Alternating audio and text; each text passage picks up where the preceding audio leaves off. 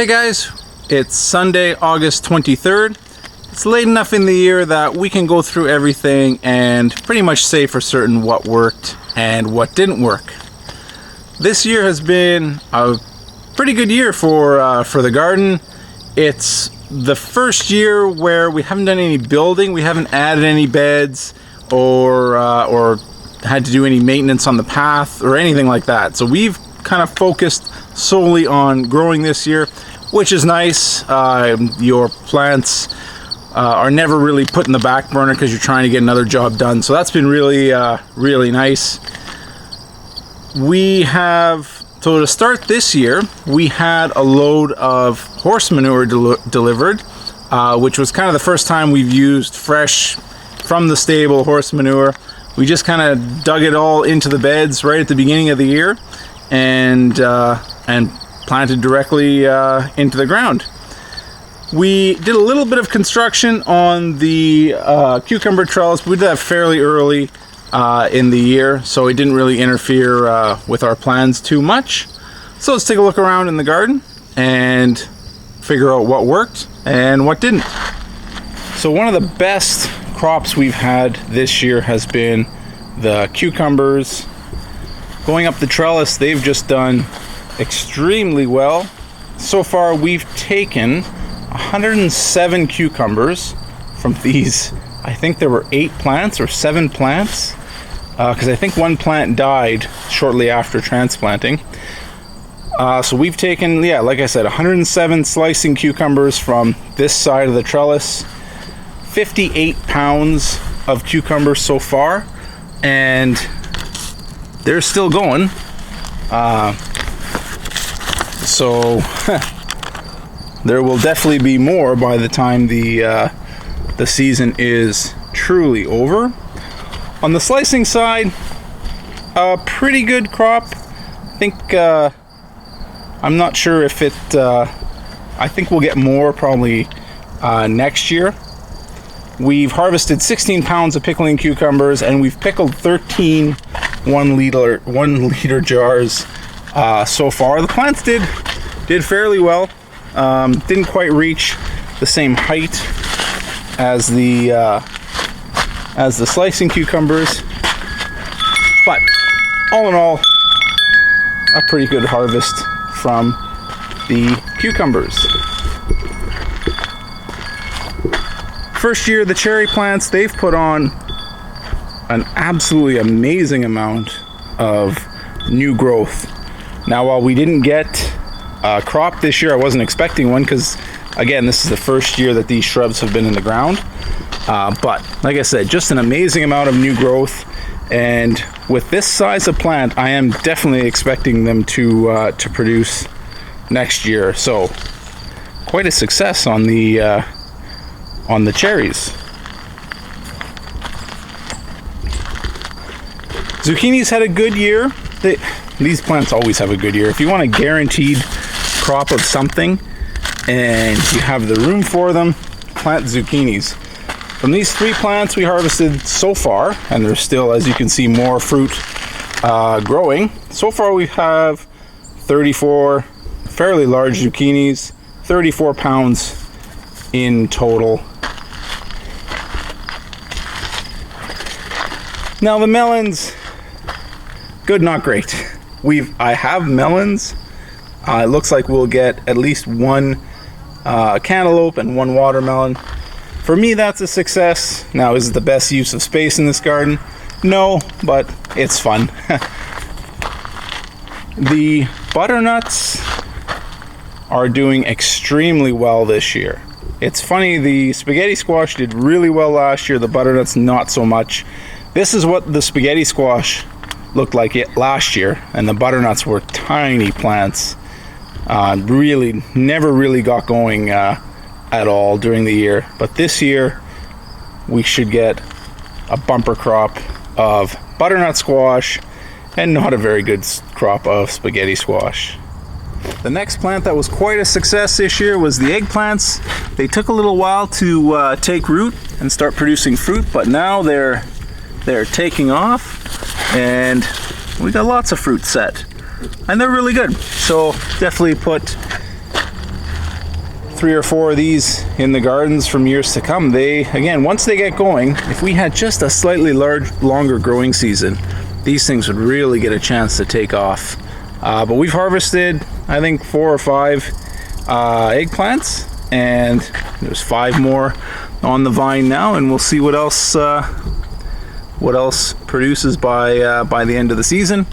And there's one of the butternut squashes that are doing, again, extremely well. Peppers did very well. We'll go to the other bed after this, but bell peppers are producing and should ripen up by the end of the year, and habanero peppers are coming right along.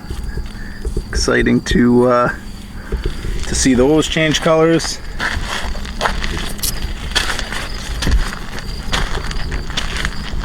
The other pepper plants, again, are really starting to take off with this cooler weather that we've been having. Again, if we had a longer growing season, these things would just shoot up. However, it is coming to an end, but even with the slower growing season, or the shorter growing season that we have, they're just loaded with peppers. Everywhere you look, either the banana peppers, jalapenos, there's going to be tons more on their way. And the Super Shepherd, the sweet peppers, are basically everywhere.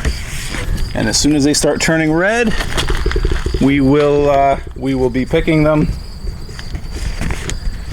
So far, we've only taken about 2 pounds of Super Shepherd, but there are tons more in here. We've harvested about 2 pounds of jalapenos, pickled them in the smaller jars, and they are very hot. This is the first year that I've managed to grow hot peppers in the garden, so that's pretty exciting. We picked 6 pounds of banana peppers, and they have a very good flavor to them. We put 1 chili pepper in there, the long red cayenne, and it just adds a little bit of heat that goes away really quickly. They worked out really well. You can see the long red cayenne still producing. There's 1 red one down at the bottom there, and they have a lot of heat to them as well. Not a great year for the broccoli. We harvested 12 pounds, 20 heads of broccoli out of all the plants. The problem is we just got an extreme heat wave before the heads of broccoli got really large, and they started to flower, so you have to pick them. Unlike last year, we had our largest head was basically the size of a dinner plate, about almost a kilogram in size. This year, I think the heaviest single head that we got was probably about half that size, so about 500 grams. So not nearly as good a year as it was last year, but can't control the weather. Some plants like it, some plants are not big fans. So the tomato plant's starting to die back as the weather turns cold, but lots of tomatoes beginning to ripen up. This is quite a good year that we've had for the tomatoes. We've harvested 24 pounds in total so far, mainly cherry tomatoes, but we're starting to see a lot of the larger ones ripen up now as the season closes out. So this has been a very good year for tomatoes. Really happy with the harvest that we've had this year.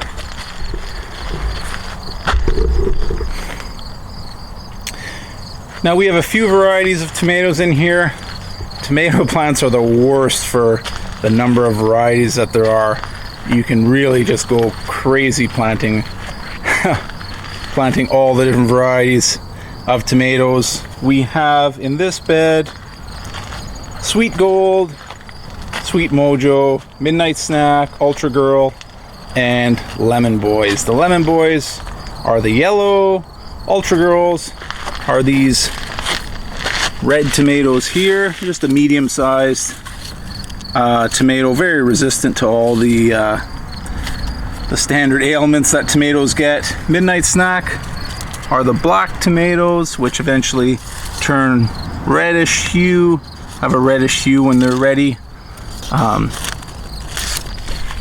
They're fun, they just kind of look odd, a bunch of black tomatoes in the garden. And sweet gold are the, I believe they are the orange tomatoes, the orange cherry tomatoes. Super sweet, along with the lemon boys. Very, very sweet tomatoes, whereas the midnight snack are a little bit more on the sour side. Well, good to have a variety, but keep it try to keep it under control, because like I said, it can get you can just get lost in the many varieties of tomatoes that are out there. The dill kind of took off out of nowhere. My first sowing of dill didn't work out, so I planted a second sowing kind of really late, beginning of June it was, and they didn't look very good in the plants, but as soon as I took the first cuttings for our first round of peppers, they just took off. So we have lots of dill for the beans and the pickling cucumbers that are still left to go, but dill was definitely a success this year. What didn't work was the carrots. We sowed this entire bed where the dill is with, I think, 1,000 carrot seeds. We got one carrot there and a few carrots at the edge. I have no idea what happened to all those seeds that we sowed, but they definitely did not come up at all. Lettuce was good. Again, didn't really work out. Didn't really plant enough, so I do have to up the amount of lettuce that I plant for next year. The other melon plants, again, there's a melon forming there, and it'll probably be ready before the end of the year. Is it the best use of space? Probably not for one melon, and then for one watermelon, but it's fun. It's nice to grow melons. Onions did not have a very good year. I've had years in the past where an entire 20-foot bed is loaded with onions, and they do exceptionally well. I started a whole bunch of onion seeds inside this year. They just didn't do very well, and the plants looked pretty weak, and I was pretty sure they weren't going to survive the transplant outside. So these are sets, and again, a lot of them didn't do very well. A lot of them died off on the end, and we ended up planting an extra watermelon plant there, which did better than the onions. So unfortunately, not a very good year for the onions. Now the strawberry plants doing very well. It's once these things are established, they just kind of take over and do their thing. These are ever-bearing strawberries, but even still, they do have kind of a wave to them. So the first wave comes on early in June. Out of that one, we picked about 7 pounds of strawberries. And as you can see, the plants are at it again.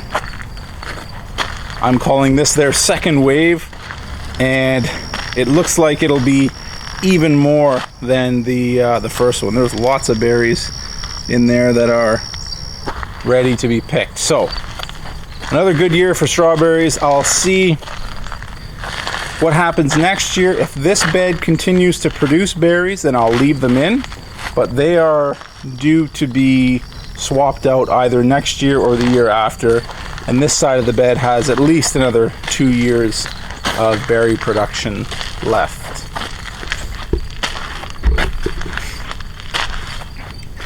Blueberries did incredibly well this year. Now that we've sheltered them from the deer aren't nipping the new growth. these plants should get pretty tall. They should top out at about 6 feet. And so if we can keep the deer off of them all winter long, then next year's harvest should be fantastic.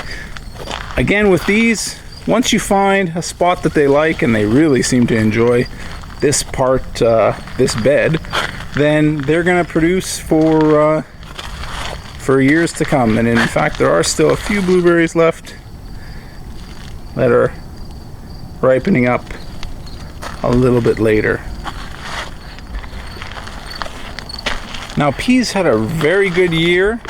They finished incredibly early, and that gave us a chance to put a second sowing of sugar snap peas in. The reason we put the sugar snap peas in, they're the quickest, so they'll produce the pods in the shortest amount of time.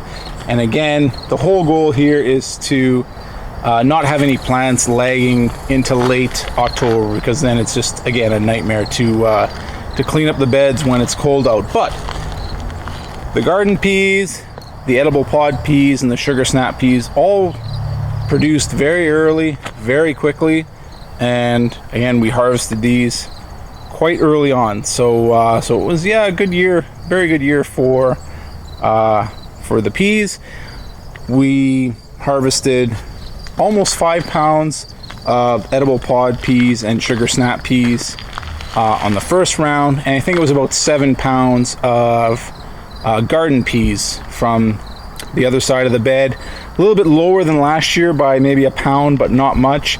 And we definitely did not have a chance to get a second sowing in the ground last year. It was we weren't harvesting them till about early to mid-September. Pole beans, let's be serious.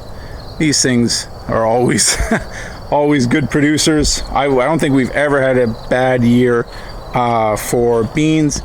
Again, these ones kind of took off pretty early this year.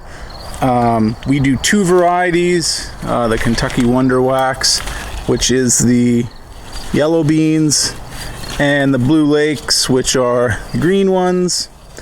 The nice thing is, the Kentucky Wonder Wax, oddly enough, seem to produce first. So you can go through, get your fill of the yellow ones, and then the green ones show up a couple weeks later. You see they're still a little bit, still got a little bit time before they produce, but there is a whole whack of beans being produced and tons of flowers, so still a lot more beans to come. And if you get sick of eating them fresh, you can always pickle them or freeze them. They freeze really well, and apparently they pickle really well too. Now, a surprising crop that didn't work out for us, our spaghetti squash.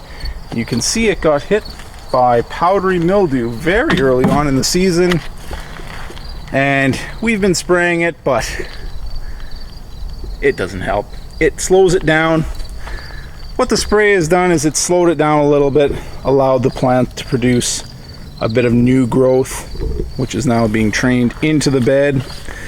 There are a few new spaghetti squash on, but they're going to take a while to develop.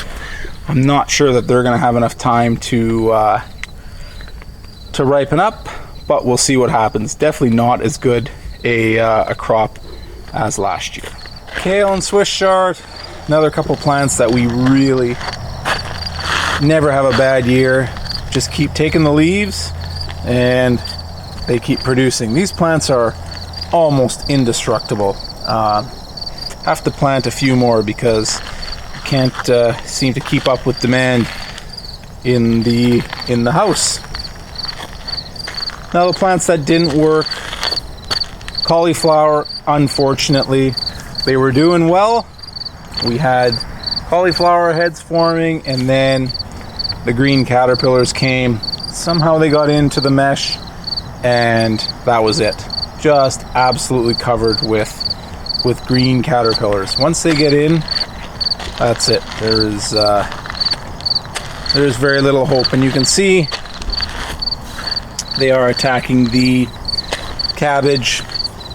The Savoys seem to be a little bit more resistant when they start forming. The heads look all right, but once the bed gets a moth in, they're pretty relentless. So cauliflower, unfortunately, not so good, and it's not looking great for the cabbage. The regular cabbage is definitely not gonna do very well. And the Savoys don't look like they're going to be as good as last year. The pumpkin did well. We have one pumpkin set.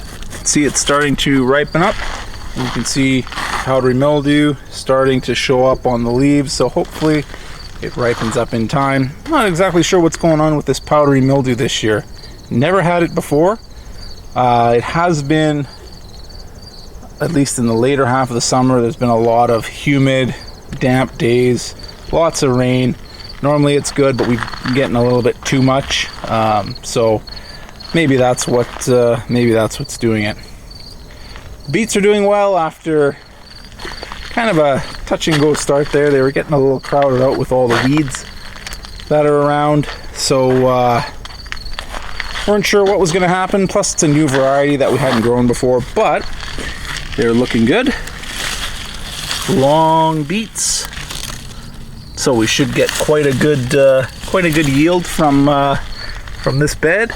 Not sure how much it's going to be, but should get quite a few jars of pickled beets out of it. All right, guys, that's about it for this week. As you can see, sun's going down, and it's really not that late. So, unfortunately, the growing season's coming to a close, and winter will be here before we know it. The other things, the corn worked out pretty good. It does take up a lot of room in the beds, so I have to think about it a little bit whether or not I'm going to do it next year.